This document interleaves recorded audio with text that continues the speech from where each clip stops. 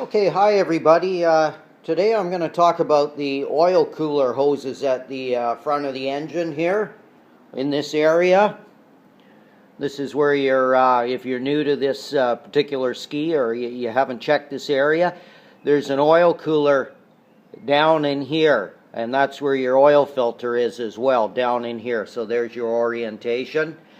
One of the guys was riding in salt water, and he found that the hose clamps on the hoses at the oil cooler were rusted, and I can't remember if one was broken off, but if you're riding in salt water, I would definitely hose that area down with fresh water, and I've talked about that in my other videos. But it's impossible really to see those oil cooler hose clamps. So what I'm going to do is I'm going to put my camera down there and slowly go around, and you'll be able to get a visual of those hose clamps. So if you haven't looked at those oil cooler hose clamps, I suggest you get your camera or your iPhone or whatever and get down in there, stick it in and around like I'm going to do. I'm going to put it down inside, down here, and move it around, and you can see what I'm talking about.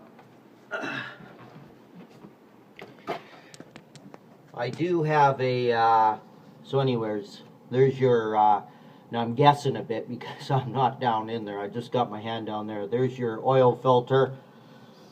And we'll go down here. I'll move it around and you'll see some hose clamps hopefully. Like I say, I've got my hand down in there. And I'm trying to get a good shot for you. But I'm kind of guessing.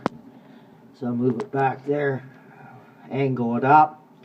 So we're looking at the condition of these oil cooler hose clamps, the hoses, make sure everything's done up. It looks good, and hopefully I'm getting you a good shot here. I'll move it back here, because there's no way to really get down there. You know, you've got to stick a camera in there and have a good look around. This ski has about 38-40 hours on it. I don't ride in fresh water, but if I did, I would, of course, hose it down with our salt water. I don't ride in salt water, but if I did, I'd hose it down with fresh water, and because these clamps do rust. And, you know, if one of those hoses comes off, it could be a disaster for you. So hopefully I'm getting you some good shots here. So anyways, that's today's topic, and hope that helps from Rod.